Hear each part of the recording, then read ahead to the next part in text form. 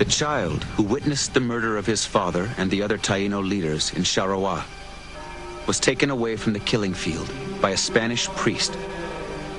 He was placed in the care of missionaries and baptized Enrique. Although raised by Spaniards, he never forgot his own identity, heir to the chiefdom of the Bahoruco region of the island.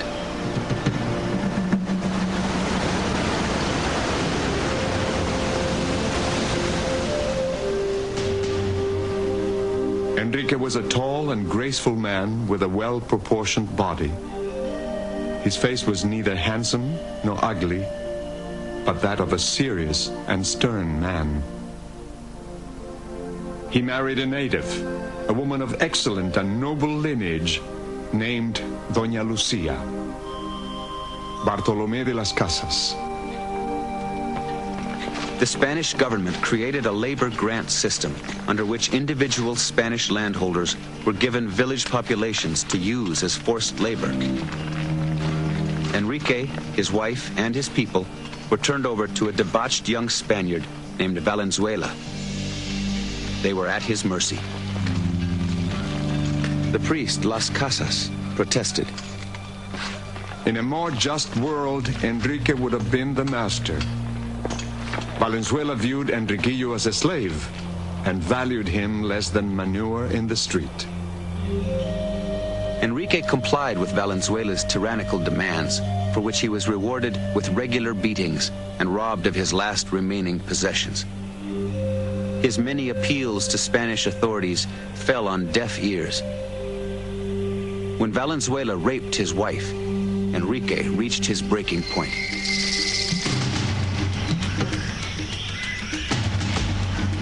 He and his followers escaped to their homelands in the lofty Bahoruco Mountains.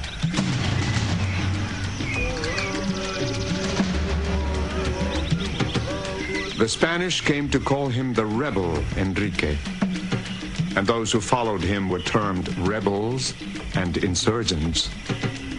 Although in truth they were not rebelling, but only fleeing from their cruel enemies who were misusing and destroying them, just as a cow or an ox tries to escape from the slaughterhouse. Bartolomé de las Casas. Enrique organized his people. Women, children, and elderly were sent into caves high in the mountains, where they raised chickens and cultivated gardens to feed the resistance army. Scouts were posted on every crag and pass. Heavy boulders rolled into place above the footpaths. Enrique instructed his men to fight only in self-defense, to kill Spaniards only in the course of battle, and otherwise to simply deprive them of their arms. At first, the Spanish army was confident they would quickly crush the Taino resistance. But Enrique's people, armed only with spears, iron spikes, fish bones, and bows and arrows, fought with fierce determination against the Spanish and their sophisticated arms. Time after time, they forced the enemy to retreat. During one fierce battle, Valenzuela himself was captured. But even this mortal enemy's life would be spared. Enrique ordered him released. As word of Enrique's victories spread across the island, many Taino fled to his refuge and joined the fight for freedom. His legend grew. It was said that Enrique never slept at night, that he himself patrolled the village until dawn. For over a decade, he fought Spain to a standstill. Finally, unable to defeat the guerrillas on their own territory, an exhausted and humiliated Spanish government made overtures of peace. I know the Spanish very well, because they killed my father and grandfather and all the people of the kingdom of Sharawa, and reduced the population of the entire island of Hispaniola.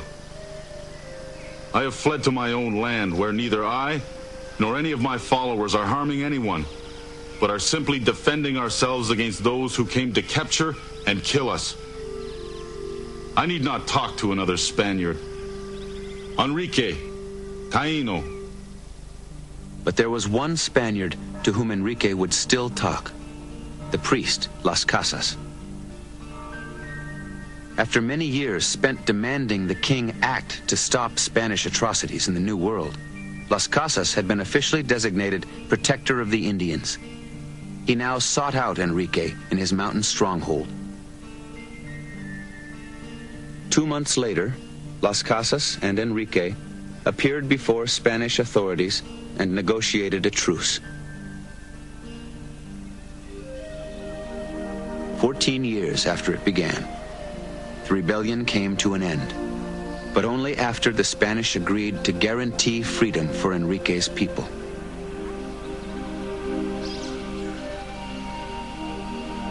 At the base of the Cibao Mountains, Enrique settled with his 4,000 followers, the last members of a culture that had flourished for millennia. By the end of the century, the Taino population that Las Casas had estimated at 2 million was officially reported extinct.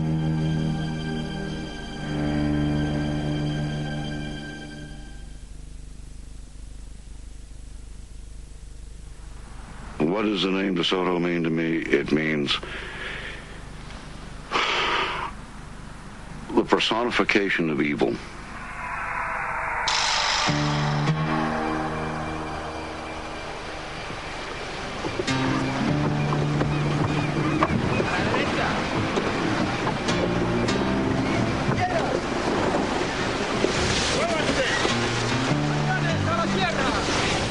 In the late spring of 1539, less than 50 years after Columbus, less than 20 years after the fall of the Aztec Empire, Spanish conquistador Hernando de Soto landed on the West Florida coast north of present-day Tampa Bay.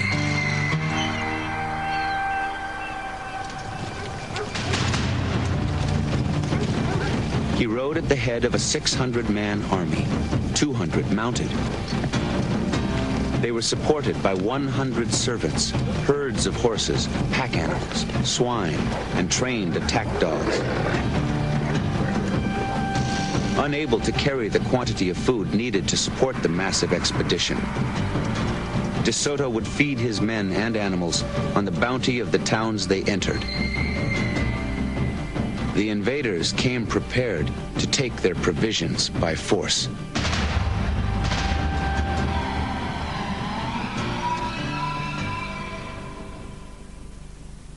In July, De Soto struck north into the lands of the Timucua people, chiefdoms of fishermen and farmers scattered across the northern Florida peninsula.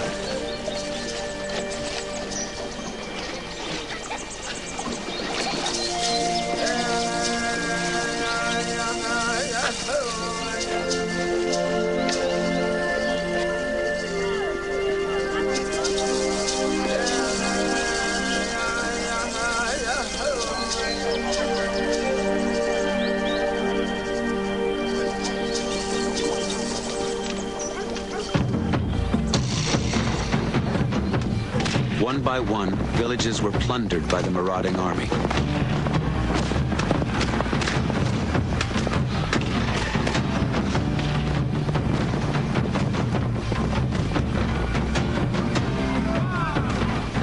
Indian people were enslaved as burden bearers, chained together with iron neck collars in groups of 30.